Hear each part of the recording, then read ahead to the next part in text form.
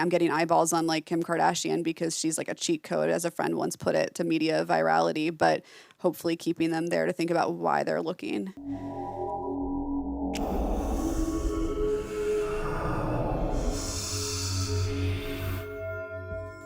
In 2018, MJ Corey started the Instagram account Kardashian Kolloquium. Initially, she would upload screenshots of the reality series Keeping Up with the Kardashians, of moments that she would connect to academic concepts by writing a short caption. These would often be moments in which the Kardashian-Jenner family members show themselves aware of their presence as media figures, are highly performative, or are reflecting on themselves. As the captions grew longer over time, MJ started adding text to certain stills or pictures of the Kardashians as well, making memes out of them. Sometimes these would point to personal experiences, and MJ started referencing media theory a bit more explicitly in her posts as well. Kim, you're doing amazing. Push this knee out. Well, I think we always keep it real, and there's really no real situations. Besides applying theory, MJ also contextualizes Kardashian moments and performances by comparing them to those of other media figures. At one point, she was summarizing current episodes of the reality show by posting screenshots of scenes that stood out to her and writing lengthy captions interpreting them. In the comment section, her followers would respond, give their views, and discuss possible meanings of the content MJ would post. During the COVID lockdown, MJ started a TikTok account, which has amassed even more followers than her original Instagram page as of this moment. Here, she shares her theories and interpretations in a more animated style, talking her audience through her thoughts in selfie videos, often with images of the Kardashians and other sources displayed in the background via the green screen effects. So first of all, carefully staged and gorily real are like the two foundational elements of the Kardashian project, and using television to self-mythologize is the Kris Jenner formula. Besides content on Instagram and TikTok, MJ makes podcasts as well, together with her sister Marie, both on her own YouTube channel and for Polyester magazine. She has written for publications like Vogue, The New Yorker, and Refinery 29, and is now working on her first book. Yes, so welcome, MJ. That was cool. Thank you. Yeah, so usually we start these conversations by, I would ask you, what is your content routine? But as we saw in the video already a little bit, and you're active on a lot of platforms. I think there's even more than was covered now. So maybe we could get sort of like a laydown of all there is, and then sort of determine what the main ventures are. Okay, so the overview is, I mean, Instagram is where my heart is, honestly. That's where it started, and that's still where I'm happiest. There's TikTok, which takes a lot more labor and I think of a creator's time and energy and spirit. And there is a Substack, but I'm not very good about it. At this point, I'm just posting occasional video updates about my book process. And then the most central thing really at this point is the book. I've kind of divested from my freelance writing, which was kind of just the journey to get the book deal. I'll probably return to it when the book is done, but the book is sort of everything. And all of this is actually on the side of my day job, which is actually in psychotherapy. Yes. Yeah, I think we might return to that at some point. To get into the process, we want to discuss a couple of your posts. Okay. I think we can get them up. Okay, yeah. So this was a recap. This is like old school. Like it was so crazy to watch that video because it was stuff I forgot I even did. So this was hard work actually because I knew I wanted to recap. I think this was the finale season of Keeping Up with the Kardashians. And really the show, for me, it's just like a treasure trove of material. I view the Kardashians as like a prompt and a prism for deeper thought. So sometimes they just throw content at the audience that offers a good excuse to just deep dive something unrelated to what they've said or done. And other times I think they're a prism for kind of how American culture, Western culture kind of works, and capitalism and new media, and they can really tell a story and help us understand these systems. So I wanted to really use the show to do that. I think the show is good at that. But when I took screenshots of the show, it would eliminate the captions, so I had to manually put in these captions, and these captions in the discussion itself or like essays. So I was really happy when Vogue picked up my recap concept, because then I didn't have to do all this anymore. Yes, right. And then is it just like this post? Is it just you watch the episode, you write down your thoughts, you sort of determine the key moments, and then that's it? Or like now it seems like it's super simple, but Yeah. When I'm watching, I'm taking notes on what really stands out. And what's interesting is the Kardashians edit their show and just generally speak so simplistically. I think there's a method to that. Maybe that's how they started off. Like that's how they relate to each other and express themselves. But that's really convenient for like the mediatization of the self for a reality show, for mass media messaging. So I have like I don't know, like an instinct about just certain things they say. Like, we got that bad man fired. Like something about the way they speak is so memeable. I'll just kind of like notice the things that I really want to put emphasis on for my audience, you know, just like the weird cadence of the stuff they say. Complete bliss is not a full reality. It's like I don't know, like somehow it sounds poetic or resonant, even if it's not. And I like to put emphasis on those moments. right. So it's like sort of intuitive. Or Yeah. you sort of you know what you're looking for in the show. Yeah. Yeah, I know it when I see it or when I hear it. Right. Yeah. Yeah, and then big part of this is also the comment section. Yeah. We Those were see good. Yeah. let's see, it's 30 comments on this one. Those were good discussions. This was like a golden era for the account. It's in an interesting place now because I'm so burned out. But yeah, it's always fun to see.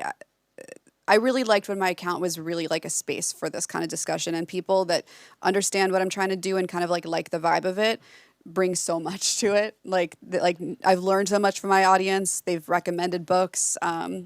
There's funny inside jokes formed between, I don't know, people. I've watched people meet and bond and like intellectually vibe like in my comment section. So that's really nice. Yeah. And is it still the case, or you said like this was a golden age? Yeah, this is a golden age. I think I'm just so focused on the book and so burned out. TikTok like ruined me. So now it's not as much fun. But there's still people fighting the good fight in the comments in a nice way. Okay, that's Yeah, good. yeah. And then, like, can you notice a difference between Instagram comments and TikTok comments? Yes. Yeah. Yeah. Because the people on Instagram are there because they want to be there. They have found me through the relational structure of Instagram. Like, someone has reshared a meme. So obviously that struck someone's interest and they came to the page. And if they followed, it's because they want to be there and it resonated. TikTok, which the value of TikTok for a creator is that it can push your stuff out widely. If someone is watching Kardashian content or philosophy content or whatever, you're going to pop up for them and then they decide, but they might be mad you popped up and like leave a little comment. And technically the like rage comments are good because then it amplifies you on the algorithm. It's engagement. Yes, the Kardashian formula. But sometimes it can be kind of demoralizing. Like some of not even hate comments. Actually, the most demoralizing for me are like comments that reflect a total passive consumption of the content. And that's what I'm trying to do with my work is encourage more active consumption of media content. So it can just be tiring, basically. Right. Yeah. Yeah. So in that sense, sort of when the Instagram thing was still bigger, that was maybe more rewarding or. Yeah. I'm a meme. Like I like memes. I'm a writer and I like the memes. Like those are the Right. structures I like. Like I hated seeing myself on there. Like I do what I have to do as like a toxic girl boss in that sense. But like I don't know. I would be so much happier if people were happy enough with the memes and the captions, honestly. The other thing, like the Machiavellian like part of you that like needs to go viral and always needs to grow being online. The hate comments are good. The confused comments are good. But I really like feel nourished by like micro niche community of people that just sort of understand and then share it with their friends if they're into it. Right. Yeah. Yeah, I think the next post we had lined up is a meme actually. Oh, that one. Yeah. Oh, interesting choice. Does it Okay. have sound? Yeah, hang on. Can Let's we- try. Have you ever thought about zebras with no stripes? Are they really zebras? Or are they therefore are they horses? No, they're still a zebra. A zebra with no stripes is still a zebra. So what makes a horse a horse? Zebras live in a land with rainbow-colored trees. Dr. Have you ever thought That's about a And funny then the choice. next one, That's the a next deep one is cut. also Yeah. this one was in the video, I think. Yeah. Yeah. So Yeah. maybe just sort of to explain for people in the audience who might not know, Yeah. what we see in the first slide is a book cover Yeah. of media theorists Marshall McLuhan, Yeah. and Quentin Fiore, Mm-hmm. and then you like placed the Kardashian clip on top of it. Yes. Yeah. So how did you do that? Why did so I'm glad we're going to talk about McLuhan a little bit today because his work is so like prime for memes. I think that particular one, I really enjoy making those book covers with Kardashian clips because I think it's a way of like easily accessibly explaining the content of those books, you know, for people and hopefully encouraging them to read the actual books. That particular one, I mean, the medium of is the massage is like kind of an absurd book of like fun sort of visual, like it's playful.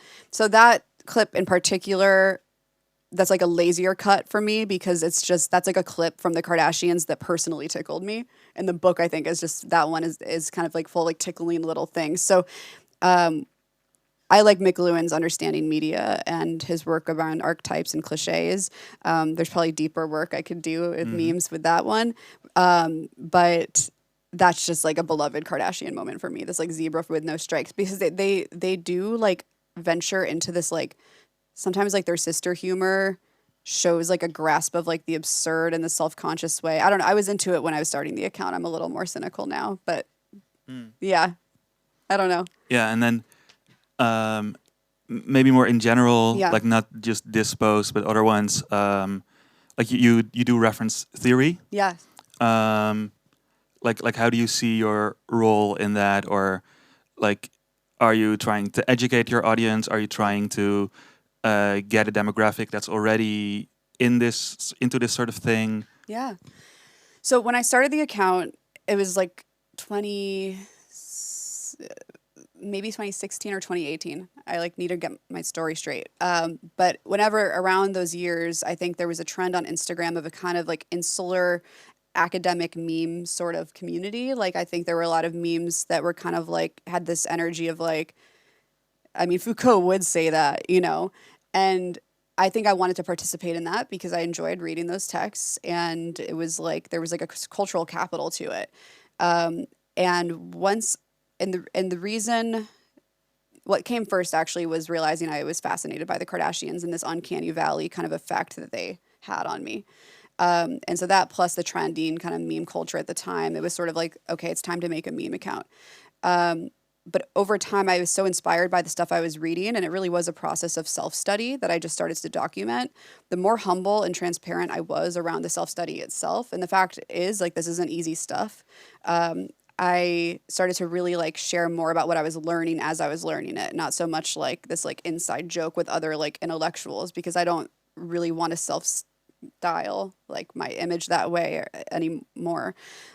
So TikTok was humbling in that way because then I had to like be really like open and put myself in front of it and share and explain.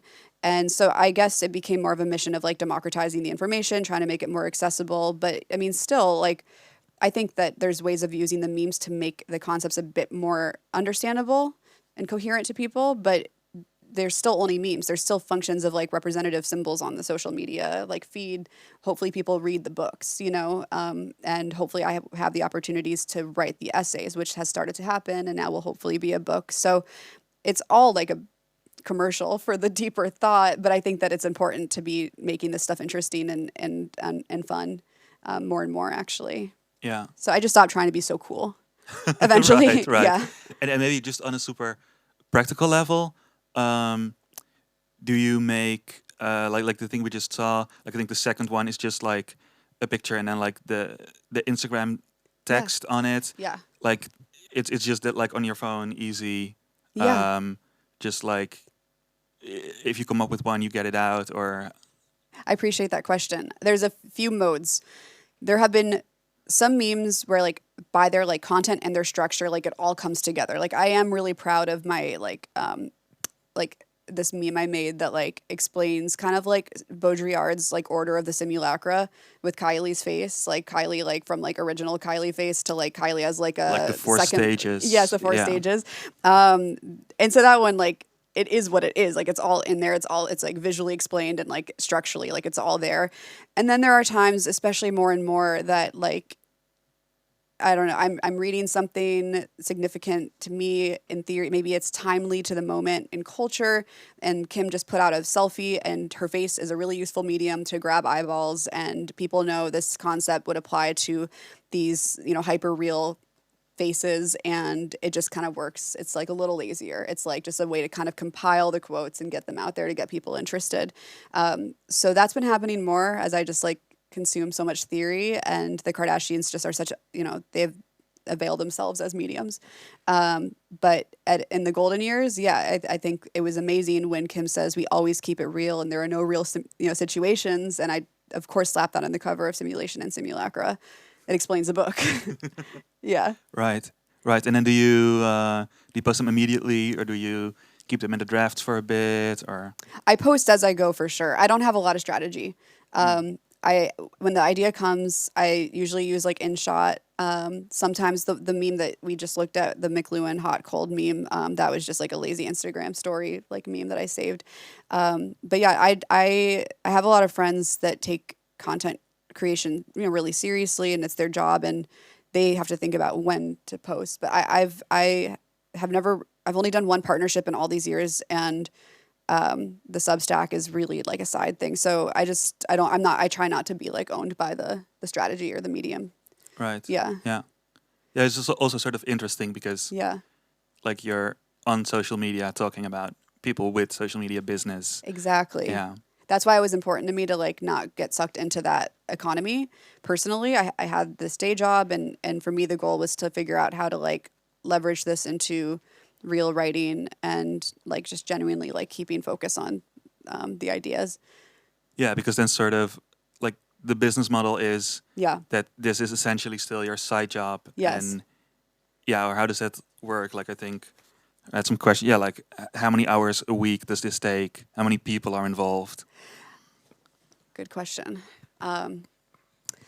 Yeah, because it's important to me to kind of create as much distinction as I can from like the Kardashian like structure of things, because people have all they can do with the fact that like I'm like a dark featured like feminine woman talking about the Kardashians. Like it's like already too close, and I vocal fry, and like it's just I have to like not be a Kardashian about it. So you're not going to do the shapewear line? Yeah, I've never bought like anything that they've ever sold. I don't know. I have no concept of the hours I put into it. It is a lot of work, and when TikTok entered the picture, it just takes hours. Like even like casual seeming videos, just like you're refilming because you like fuck up your words.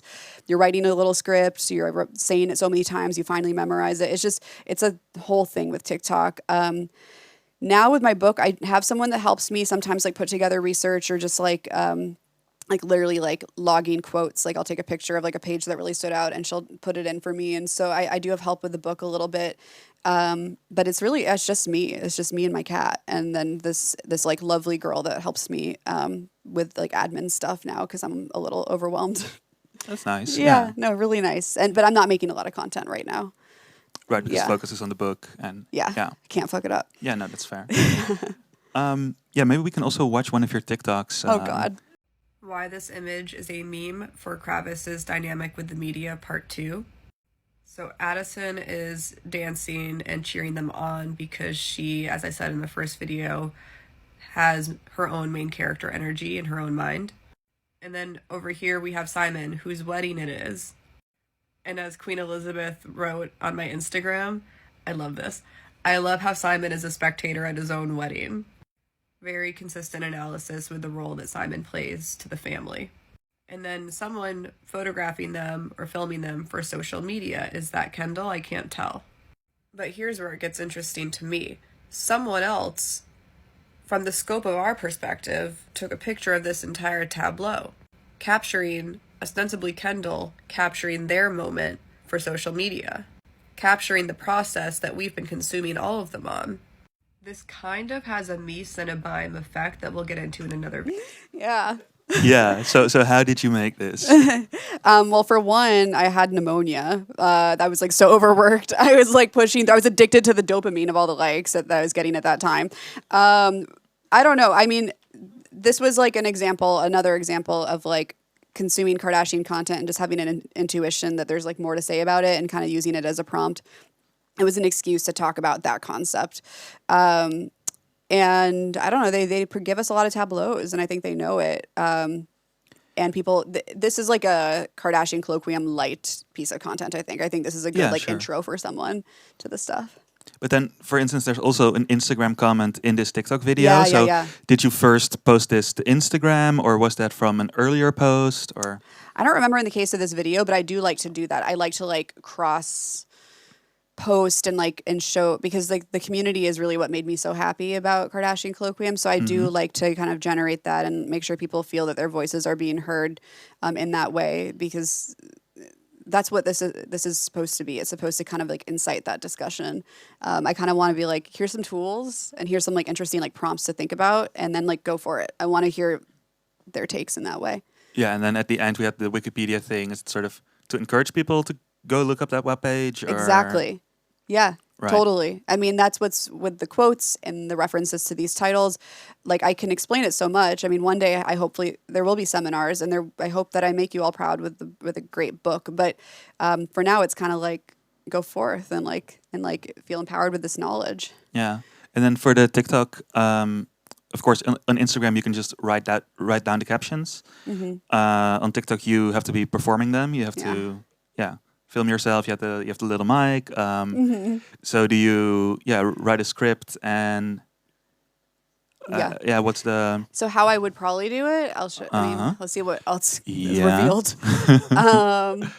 you want to go to the Yeah, like what I do, I'll show you guys like the gist. Like I literally email myself like what I'm gonna say on TikTok, and then I just like I like open the phone, and I'm usually really tired, and like so I was thinking of this is actually one you're working on right now, right? It is.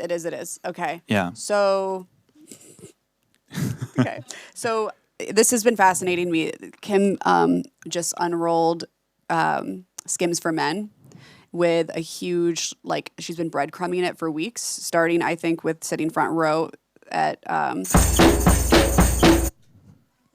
this is the shit that TikTok does, and I swear it's like to fuck with you and like just like disorient you, to own you. So Kim sat front row at Victoria Beckham's Paris Fashion Week. And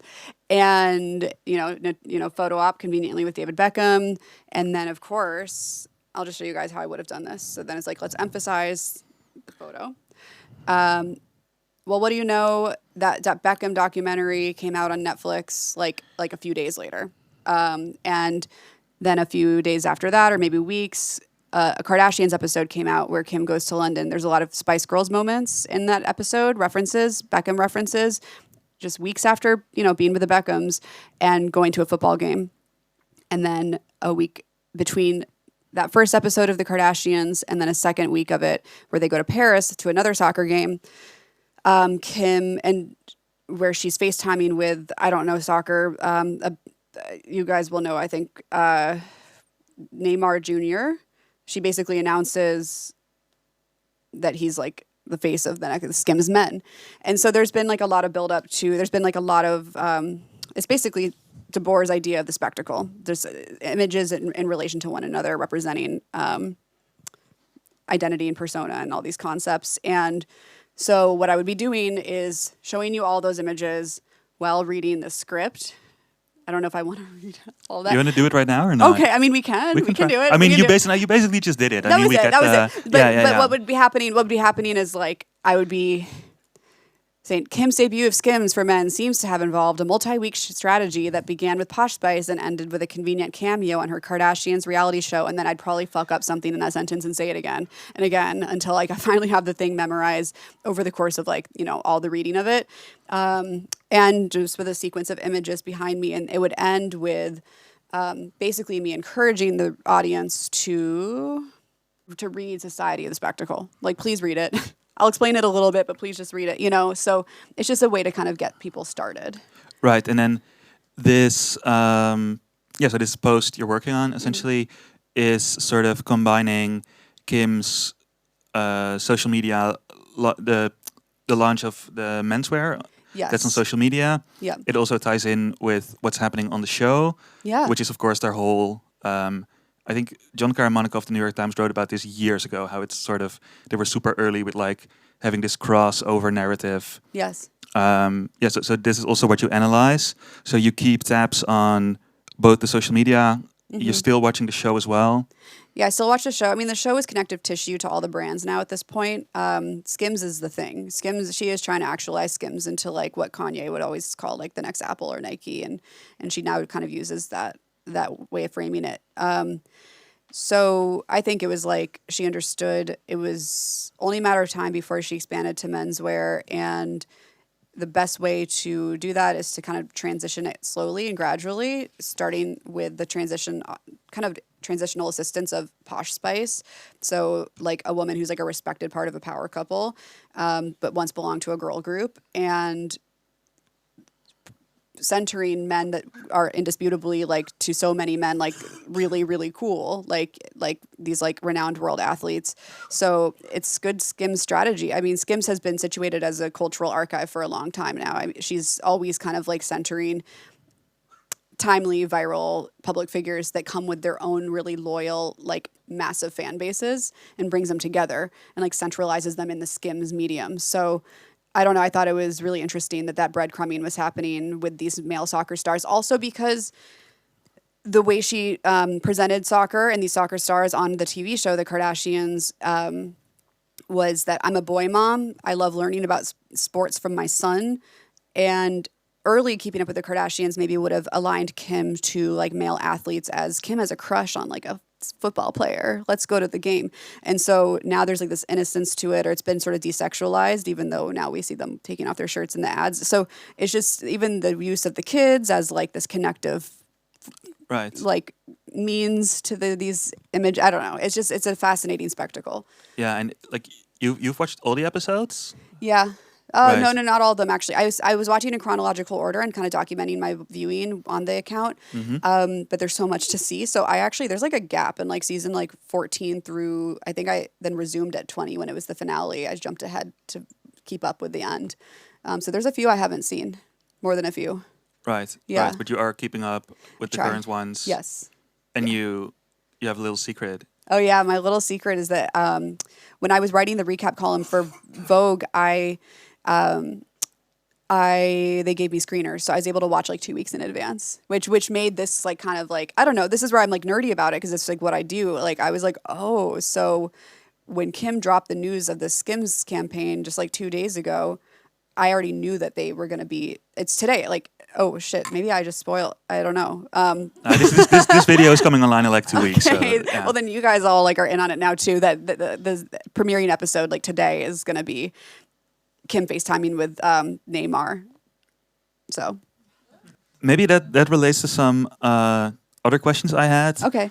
That mostly come from actually this one piece by Aidan Walker, who had a Substack called Vibe Checks. It's not online anymore, I think. Mm-hmm. So one of those questions is, how do you relate to fandom? So you are like, maybe you're educating Kardashian fans and like getting them conscious, caught up with media theory. Like you could also argue that you might just be expanding the image of the Kardashians and their social capital and their literal capital to like a demographic they otherwise maybe wouldn't have tapped into on their own quickly. Yeah. Yeah. Well, I'm not too worried about like connecting the Kardashians to this kind of like cultural theory, which is like historically rather elitist. Like I think the Kardashians are like there's some kind of amalgam of the Trumps and the Kennedys at the same time. Like the level that they are like now part of the establishment is greater than like one person can really like uphold, you know? I strongly like don't identify with being a fan. I think the big mystery for a lot of people and like intrigue is like, is she a fan? You know, I think, and I kind of think I should, if I was a better, if I had more Kris Jenner in me, like I would probably play with that more, but I'm not performative enough. But to me, the fans, like the haters are also fans. So it's interesting when like haters come to my page and they're really like demanding about like how I really feel about them and they want me to like kind of like reveal the onion of like the layers of my view of it, but it's actually like all right there. but no, I don't know. I know what it feels like to be a fan because there are things that I'm like giddy and like a fan of, but that's not really how I feel about them. Especially now, I feel I really do feel like they're my subjects, like really.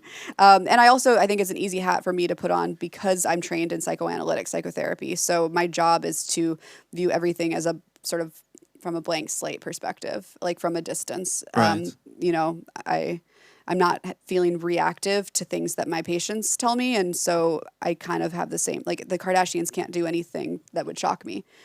Is there a similarity between like that job and Kind of. I mean, people, when they find out that I'm also a therapist, because MJ Corey is not my real name, it's a pen name. This is a whole alter ego. I think sometimes I've heard my work described as she psychoanalyzes the Kardashians, but I really don't. That would be unethical. I don't know them. They're just media holograms. You can't psychoanalyze that. But if anything, I think I sometimes feel like I psychoanalyze all of us for what they do to us, what they evoke in us. I'm kind of fascinated by that, like how strongly people end up feeling about the family. And I think I kind of, the restraint that you have to kind of have and like the non-reactivity you have to have as a therapist, at least the kind that I was trained to be, certainly I'm in that mode when I'm like consuming their content. yeah, that makes sense. Yeah. Right. Yeah. Maybe this also sort of connects to like our perception or the thing. This was also in the Walker piece. Is the sense of conspiracy? Yeah. It can be found. I think you said like a lot of or some of your posts that do very well have this sense of conspiracy. I think Walker sort of compared it to QAnon almost. I mean, I think in these days you could maybe say the Swifties, the Taylor Swift fans.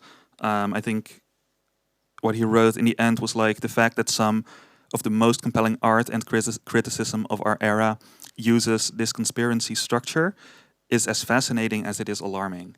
Yeah, for sure. I mean, there were some learning experiences on TikTok, especially. Like if I'd make a video that kind of like felt like fun, exploratory, like look at these interesting patterns of images, and like I had a video where I suggested maybe this branding era of Kylie baby. Maybe I thought maybe it should have been Chloe baby because it was more aligned with Chloe's like colors, her love of pastel. This was supposed to be Chloe. This picture, which looks just like the world we were just in with Kylie and Stormi, was posted on Chloe's Instagram a year ago. And as a writer, you can't always control how your work is received once it's out there. And I was surprised to see that a lot of young people were kind of taking it to like, so this is the, deep, dark, like engineering of the family, and it's definitely this, and it's because Chloe felt all this shame, and it became really parasocial. And that's when I realized I really need to refocus it, especially on this particular medium, to the media theory and the like existing ideas and philosophies, the existing like undeniable phenomena that the family is putting out, and maybe not make those kinds of connections. It's true, we're like living in a cult because we live in like a post-truth like society now. I think data visualization, data analysis, like visual analysis of all these things, rather not data, is really compelling for people. And like I'm putting these videos out at a time on an app where like when Astro World happened, the app was on fire about like satanic, like conspiracy that like Astro World, this tragedy was because Travis Scott was like a Satanist or whatever. And so putting these analytical videos that are kind of just like trying to poke people towards like thinking more critically about media, like can kind of like collapse into conspiratorial thinking, depending on the viewer. But I can't control how some of these things are received. All I can do is like kind of pull back when I start to explore a little too much. Right. Yeah. But yeah, it's a balance to strike for sure. Yeah. Yeah. Yeah, and I think like one other criticism or sort of I mean, this piece was generally favorable of you, but that's fine. Yeah, no. Like the thing was that sometimes, I mean, I think you also mentioned this, like you, like post as you go. Yeah. And it's essentially sort of research that you're sharing. Yeah. But then sometimes these media theorists have these one-liners. McLuhanism is a thing, and those one-liners can sort of fit anything. Yeah. Or sometimes, Yeah. you know, like they're sometimes a bit vague on purpose. Yeah. And then like when the Kardashians do something, it fits with this one-liner, and then the observation is, oh, these two pieces fit together, and then what?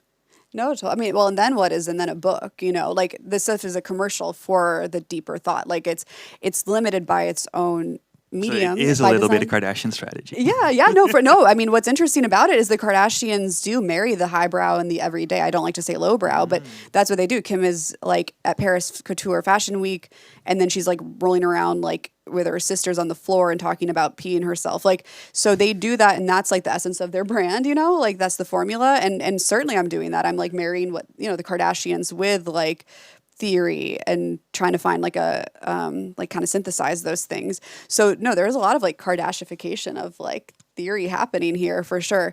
In terms of McLuhan, yeah, like he's been criticized as a theorist for speaking in, what's the word, like aphorisms, like so that's a McLuhan specific thing. What I like about him so much is that the way he, like, simply his cadence and sort of the things he like impressionistically points at can get us thinking.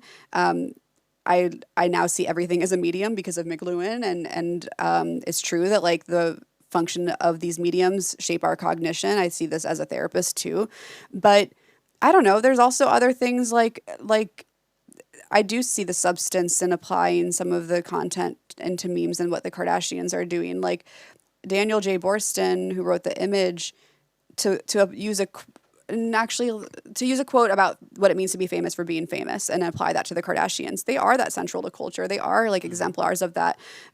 So I think a lot of people see that and it resonates quickly.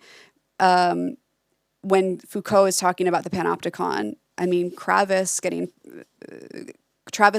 proposing to Courtney from a hidden camera, but you know she knows it's there. It doesn't explain the panopticon much better. You know what I mean? So I don't know. I can see that critique of my work with some of the lazier ones where it's just like Kim Kardashian selfie and then like some interesting quote I just wanted people to hear. But the sweet spot is when it like really does hit. And I don't know. I feel like it's so exhausting to make content. Like I want us, and when I say us, like anyone who's out there trying to make something happen online, to be judged by like the best moments, not the laziest moments, because we're doing the best we can. Right, but then maybe it's nice. But like, what's the difference then between making a quick TikTok because there was this one quote and it connects now and you just want people to hear it, and then like now writing the book? It's sort of like the most how do you say it, short form content versus like the longest. I know, that's why all I want to do is write the long form, honestly. But if I've learned anything from the Kardashians, you do what's got to be done. Like you got to speak to the masses, like, and speak quickly, and hopefully that will like pull people in. There was just like a moment in the Kardashians this season where Kim was talking about how her strategy is to create interest in her like criminal justice reform work and the legal stuff. She continues to post bikini pictures to get eyeballs in the bikinis and then keep them there for the legal cases. And I thought that was really, it works. So I'm getting eyeballs on like Kim Kardashian because she's like a cheat code, as a friend once put it, to media virality, but hopefully keeping them there to think about why they're looking. I don't know. Yeah. Well, thank you so much. Thank you. That was all I had. Now I would like to open it up to our audience.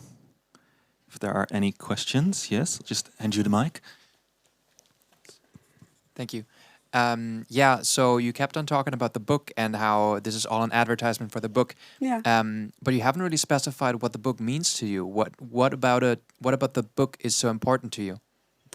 The book is a way to kind of, I think that when people hear about my project, there's often immediate skepticism. And so there's a lot of pressure on the book, for sure, to prove that Kim Kardashian really is the most exemplary postmodern icon of our time, and that it really won't be possible for a public figure, especially like a celebutante that she is, to leave a lasting impact in media history, or even represent media history, because I think she's really like the like culmination of like decades of new media. I don't think anyone else could do it or leave a mark the way that she will. So that's what the book's going to argue. All right. So hopefully it'll kind of justify the years of work I've put into this thing. Anyone else behind you? Yeah. Hi, really nice to see you here. I've been really following the Polyester Zine Oh. podcast. I really enjoy it. And I was wondering if you have any thoughts or reflections about Billy, the new Kendall Jenner AI, like by Meta. I think it will be one of Kendall's more significant partnerships. I also work with 10 volunteer data experts who just like the Kardashian Kolloquium mission and have like, we've just kind of created a little coalition, and they have found actually that Kendall doesn't, in the history of her partnerships, grab as much attention as people might think, despite the fact that the Kardashians are so famous for being record breaking and like saving brands allegedly. Kim does, but not as much Kendall as we thought. I haven't had a chance to deep dive it the way I want to, even though that is exactly the sweet spot of what interests me. Like that's exactly what I'm trying to like focus on in this work. But it's, I think, also one of the first partnerships in a while that is like evoked, like I think it's hitting on that like hyper real, like feeling that I'm happy to see that it's hitting people in a weird way. But I haven't looked into it enough. I like keep meaning to. Yeah. Thank you for asking. Yeah. I think I already know the answer, but just to check. Yeah. Do you agree with Kanye West's statement that Kim Kardashian is the Marilyn Monroe of our time? I was like, do I agree with what Kanye statement? Like, are we doing a gotcha moment right now? Yeah. And so I think the book intends to argue that, but use that discourse not only to be like, yeah, she is, but to take readers through the history of new media itself and like learn some things about that and how we got here. So we're going to be going, well, I can't talk too much about like what it contains, but yes, there's going to be a lot about the history to explain why that would make sense.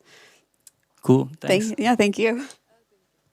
Hi. Hi. I was wondering, what do you think of like, for me, it seems like lately there's been this development of more of breaking of the fourth wall. So Yeah. they sort of refer to seeing each other in the edits and getting angry all over again. What do you think about that? I mean, when they do that, that's a sweet spot. That's like that's what motivates me. And like, that's exactly like the feeling it makes you feel as an audience member, like as a viewer, and whoever's on the other side of that, making that decision. That weird space, I don't know. That's like the zipper to the simulation. That's like, we're all living in that space too, like mediating ourselves online, relating to each other, like in this virtual world, and then like getting to know each other in person, and just like the fact that like we're living between worlds every day, all of us, and then the Kardashians like breaking the wall and like looking right at us when like they do affect, like they bring up such strong emotion in people too. And so I don't know, when they break the fourth wall, it's like it captures like everything about the power they have, I think, on us, like in as individuals and as a culture. So I don't know. I like that they're doing more of it. It's like, to me, the Kardashians show as it is and their content as it is now is, I always say this, it's like a reality show. I used to say a reality show about a reality show. Now I say it's a reality show about like the pinnacle of what a reality star can become in America today. And on some level, like we're all striving for that in a micro way, chasing follows and chasing likes, you know, and then grappling with what that means when we hate figures like them. And like, understandably, I'm not defending them, but breaking the fourth wall is like, that's like the essence of what I'm trying to understand. Well, MJ, thank you so much. Yeah, thank you.